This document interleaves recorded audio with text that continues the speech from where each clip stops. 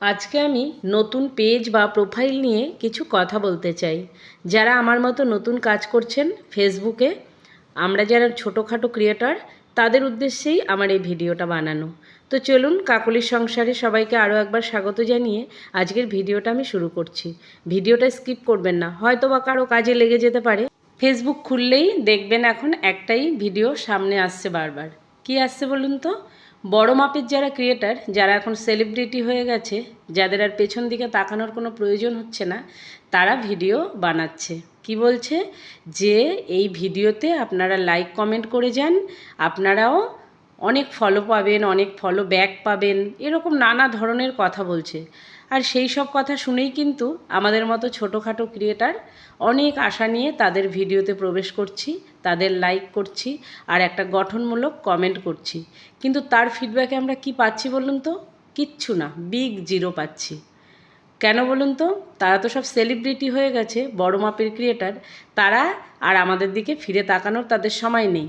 তারা ওই কথাগুলো এই জন্যই বলছে যে তাদের ভিডিওতে আমরা ওইটা বিশ্বাস করে লাইক কমেন্ট শেয়ার করে দেবো, আর তাদের এনগেজমেন্ট রিচ সব বেড়ে যাবে, আর তারা অনেক দূরে পৌঁছে যাবে, কিন্তু পেছন দিকে ওরা তাকাবে না। অথচ দেখবেন লক্ষ্য করে, আমি এই 10-12 দিন আমার পেজের বয়স, তো আমি এই 10-12 দিনে যেটুকু দেখেছি বা যেটুকু অভিজ্ঞতা আমার হয়েছে, সেটাই আমি আপনাদের সঙ্গে শেয়ার করছি। অথচ দেখবেন ছোটোখাটো ক্রিয়েটার যারা আমাদের মতো, খুবই সবে আর কি পেজটা খুলেছে, তাদেরকে আপনি একটা লাইক কমেন্ট করে দেখবেন, আপনি কিন্তু নিরাশ হবেন না। আপনি তার থেকে লাইকও পাবেন, কমেন্টও পাবেন এবং সুন্দর একটা ব্যবহারও পাবেন। আমি এই কয়দিন অনেক ছোটোখাটো ভাই বোন যারা আমার মতো সবাই নতুন পেজ খুলেছে, তাদেরকে আমি লাইক কমেন্ট করে দেখলাম। তারা সবাই আমাকে ব্যাক করে আবার আমাকেই লাইক কমেন্ট করেছে, পাশে আছে, এবং ভালো লাগছে খুব এটা দেখে। তখন এর থেকেই আমার অভিজ্ঞতাটা হলো যে এরাই করবে লাইক কমেন্ট আপনাকে। বড় মাপের যারা এখন ক্রিয়েটার, তারা আপনাকে একটাও লাইক কমেন্ট করবে না। তারা শুধু ওই রকম ধরনের ভিডিও বানিয়ে তারা তাদের এনগেজমেন্ট রিচটা বাড়িয়ে নিয়ে বেরিয়ে যাবে, আর আপনি হা করে তাকিয়ে থাকবেন তাদের দিকে, এই বুঝি হয়তো তারা আমাকে কিছু বলল, কিছু করলো। কিচ্ছু করবে না।